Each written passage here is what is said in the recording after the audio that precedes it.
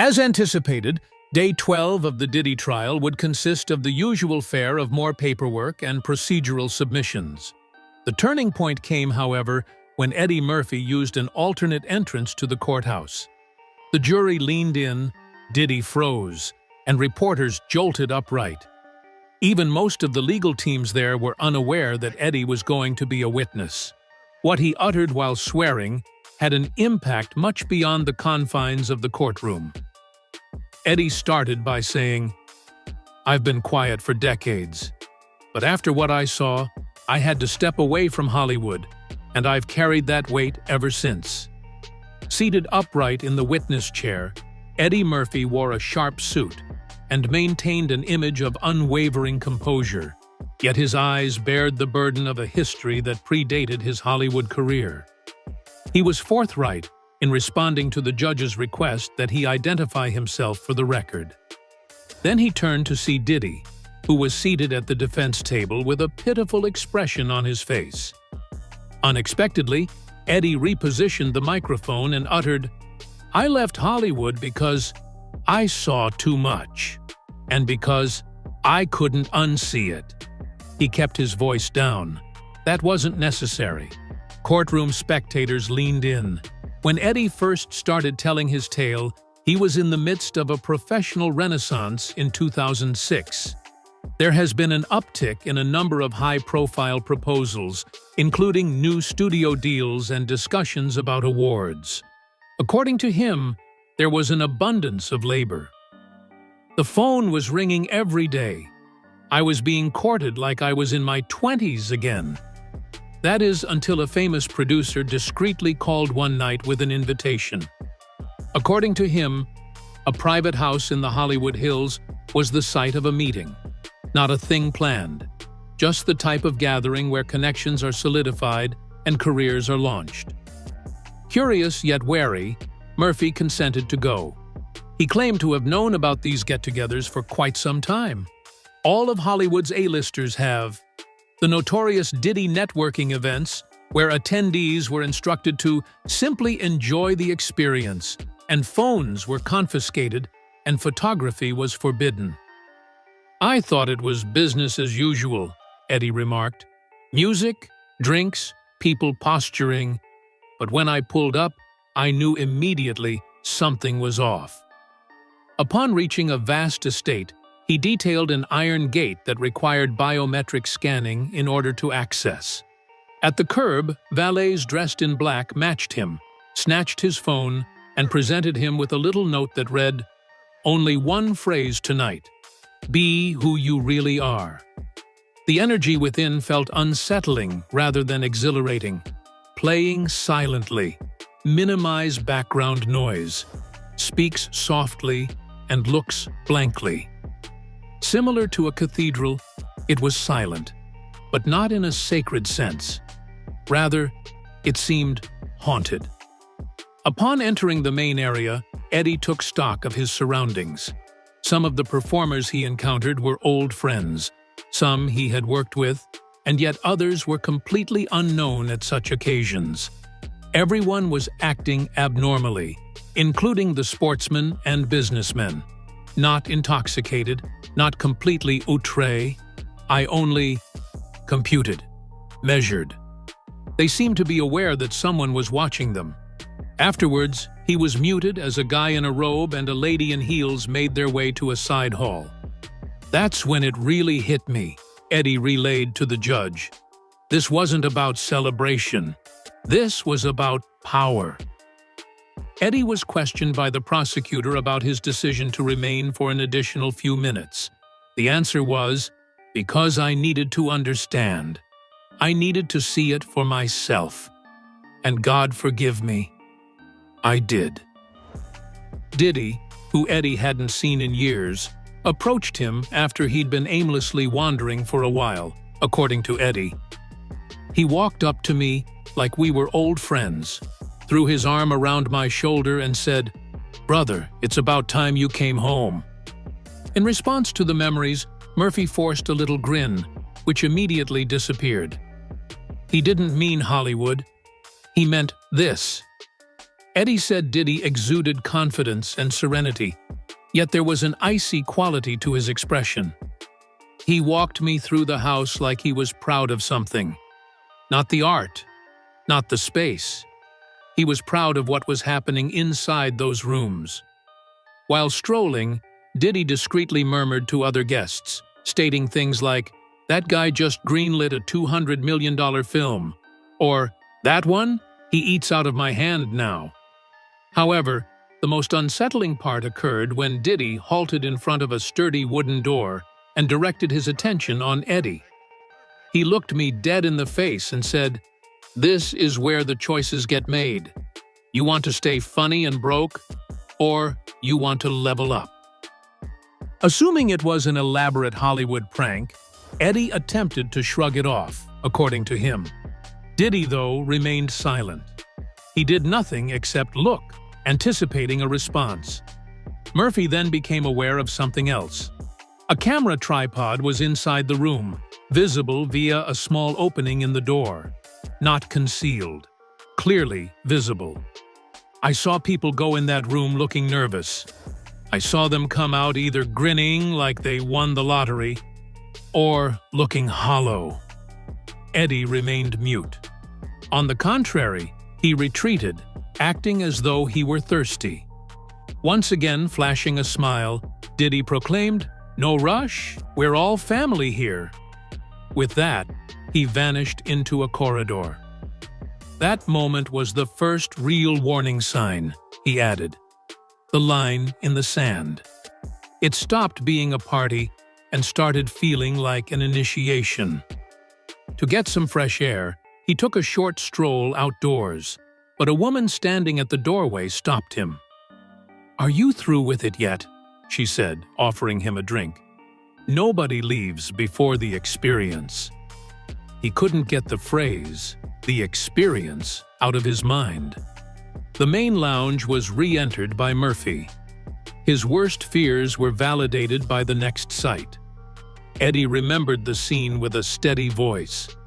Something he's seen would remain etched in his memory indelibly. They took a group of us into a back room. The lights were dim. Music was gone. There were velvet drapes, candles, and a long table with nothing but silver trays on top. A number of famous people, including an up-and-coming action star whose identity he was hesitant to reveal, were there to greet him. However, he did confirm, Dwayne Johnson, when questioned by the prosecutor. A somber stillness enveloped the space. As if he were the host of a dinner theater, Diddy stood at the head of the table and grinned. "Tonight, the focus is on your potential," he said to the room, "because greatness doesn't come cheap. Y'all want to run Hollywood? Show me." Dwayne Johnson was presented with a tray. No problem. Finished or refined. A gloved guy removed the cover. Raw monkey brains are underneath it. Persistently pink. Not letting up yet. In an uncomfortable way, a few people in the room managed to giggle. Some of them averted their eyes. However, Diddy made it clear, saying, "Come on, Rock. You eat that. The role is yours." The following events were described by Eddie with a hint of crack in his voice.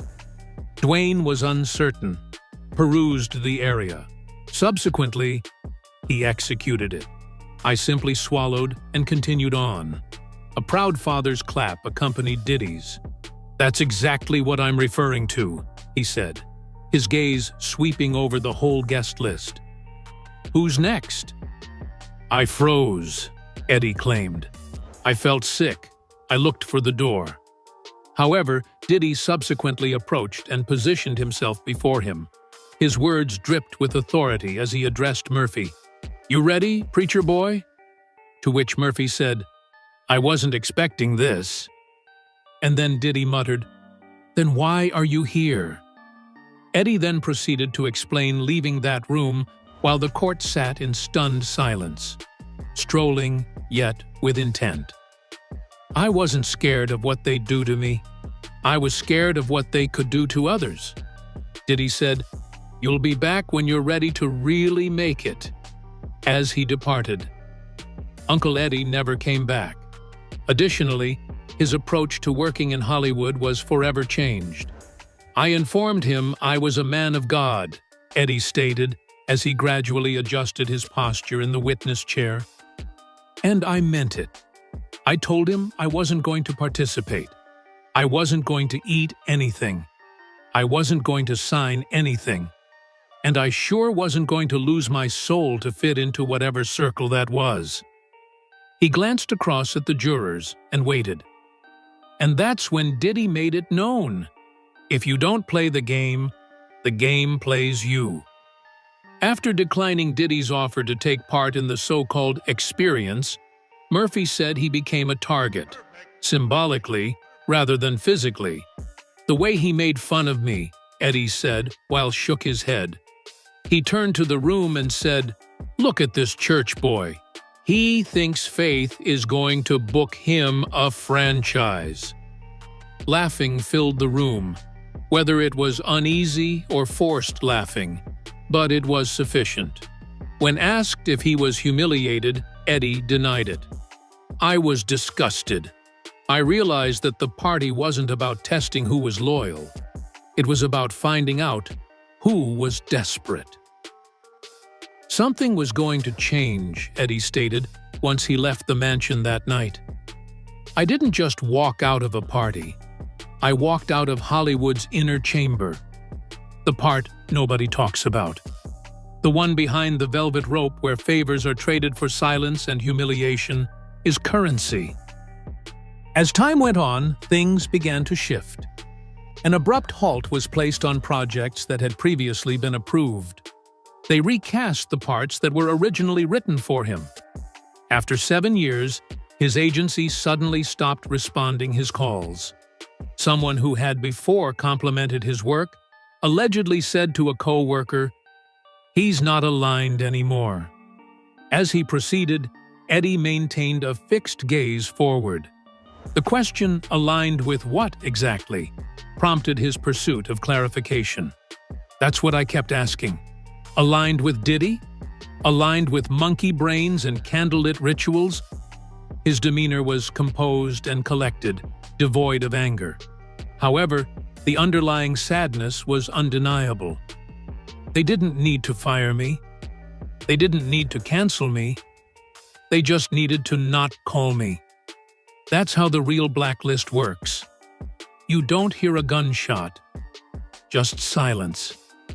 Keeping active was something Murphy said he did for a long. He penned screenplays, proposed novel concepts, conducted voiceovers. However, an impassable obstacle was there. People smiled in meetings, said all the right things, but nothing happened. Nothing stuck. "It's like I was floating just outside the gates."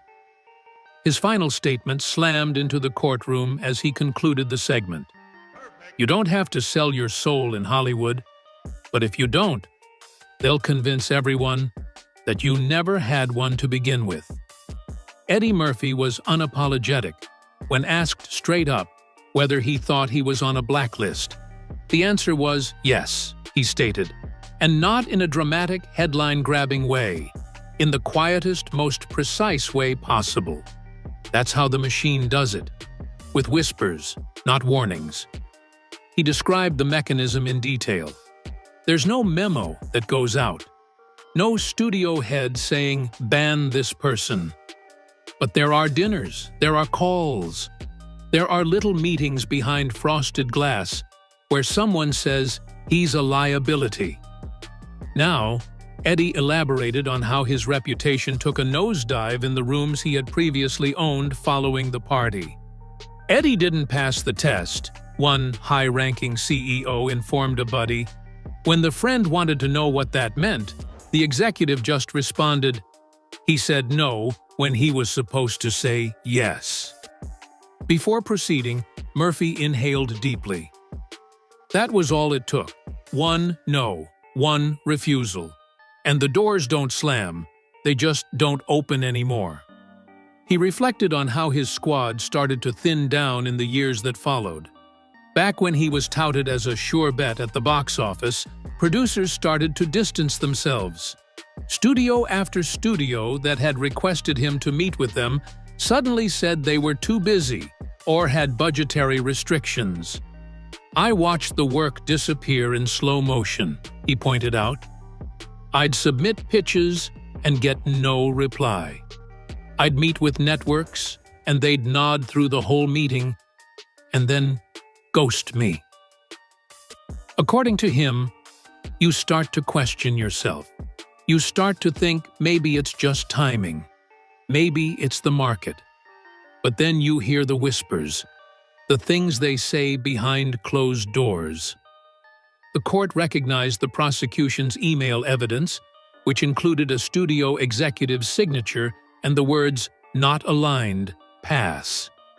Eddie's name was included in the email. Murphy went over to the microphone. "I want the court to understand something. Hollywood's blacklist doesn't wear a name tag. It wears a smile, and it shakes your hand while it erases you."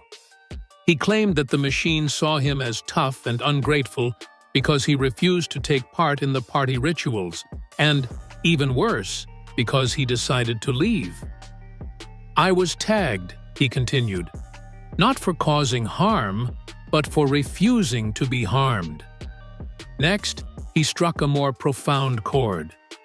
There are people whose careers vanished because they turned down the same parties, because they saw what I saw and didn't want to play along. And we act like it's coincidence. It's not. With a somber realism, Eddie concluded the part. Hollywood doesn't just make movies, it makes myths. And the biggest myth of all is that success is about talent. It's not. It's about compliance. The defense wasted no time in requesting a sidebar when Eddie revealed the most incriminating part of his evidence to FAR, which sent screams reverberating through the crowd. Eddie mentioned that there was a list. An unwritten one. Everyone in the industry knows about it. It's the people you don't criticize, the ones you don't question. Because if you do, you're gone. Courtroom tensions rose.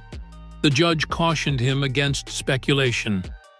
I nodded, "Eddie, I'm not speculating, Your Honor. I lived it." He said again, "Diddy's on that list. Tyler Perry's on that list.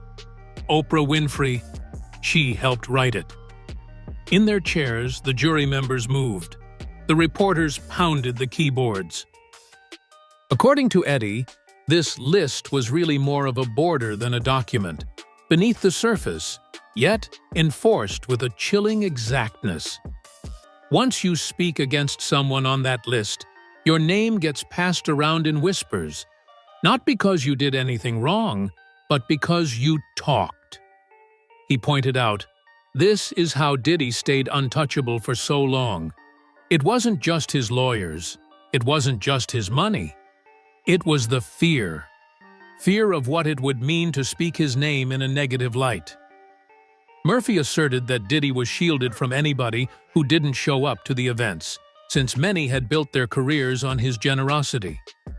Tyler Perry was aware, Eddie remarked. So did others. And they didn't have to participate in the darkness.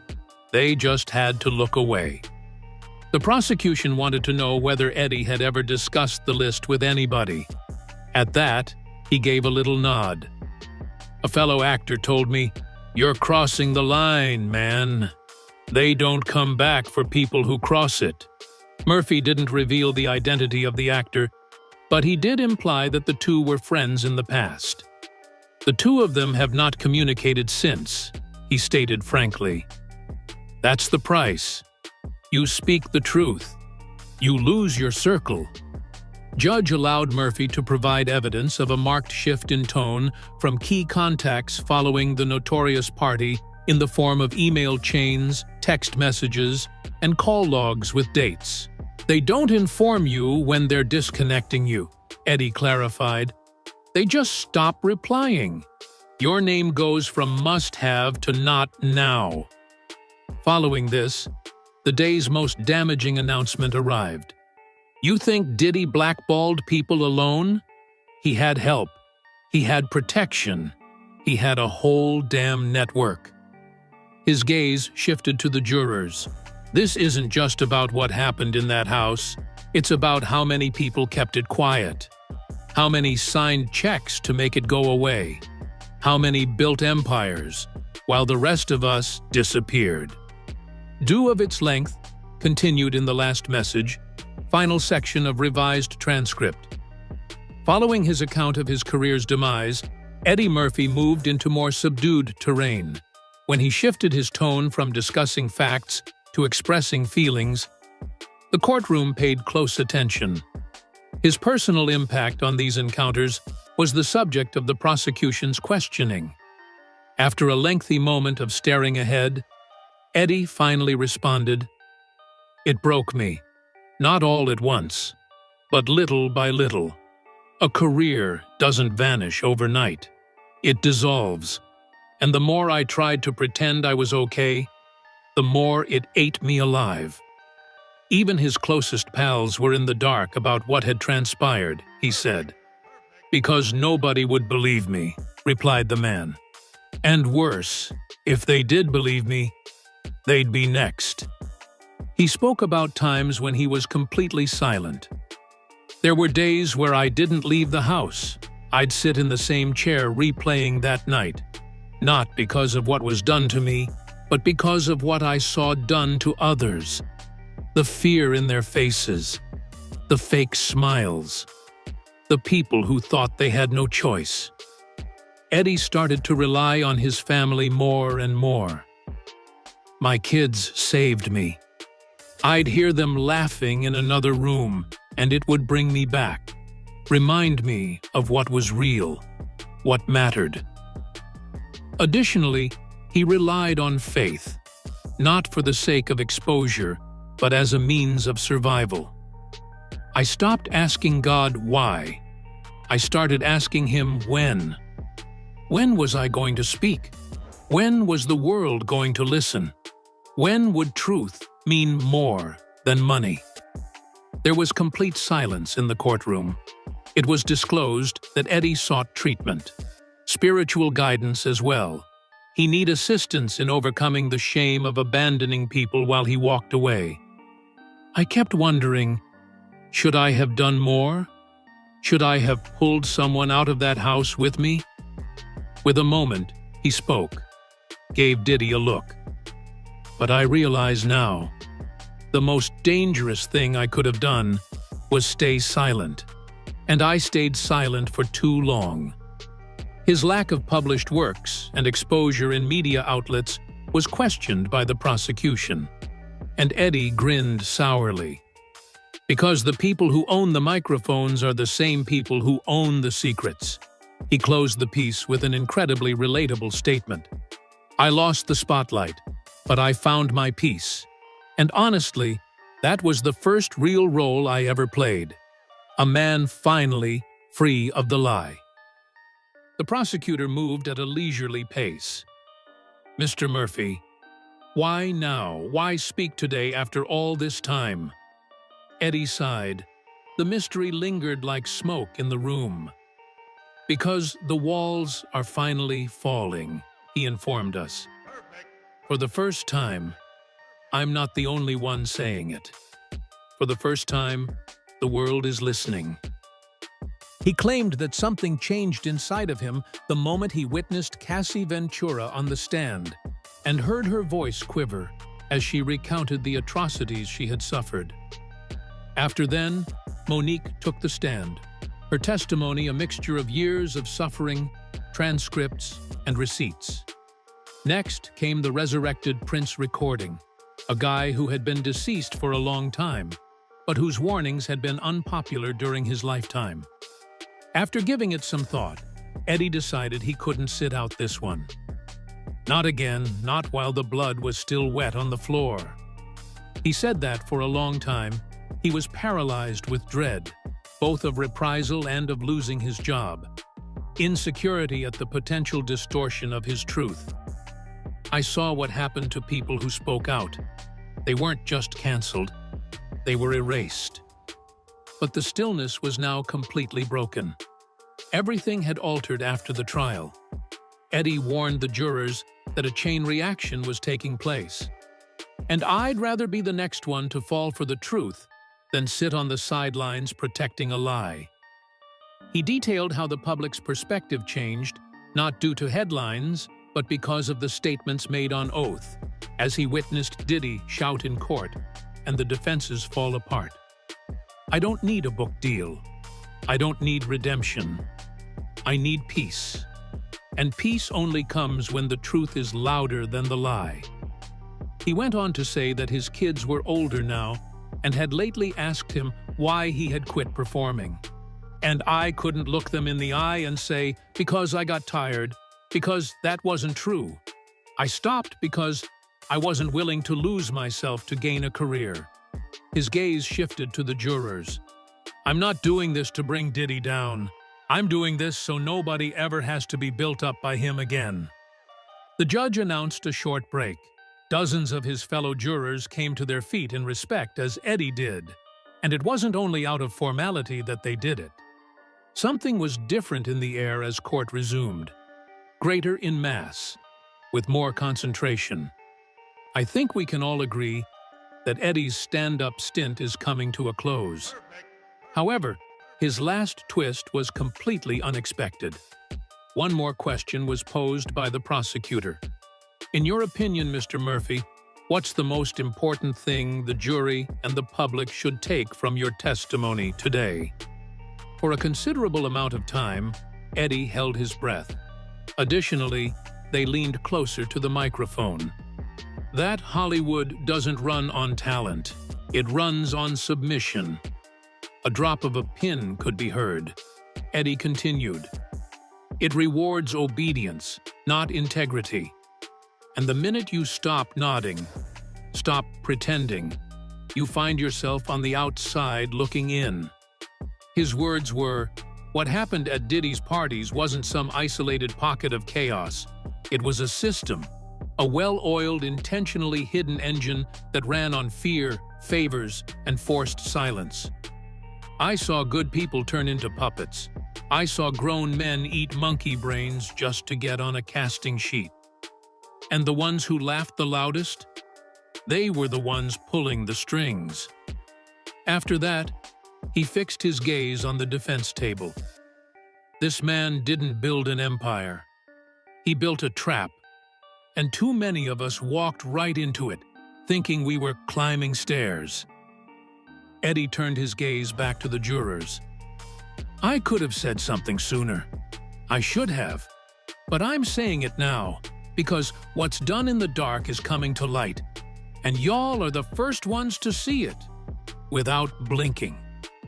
The next statement was the one that went viral even before the court session ended.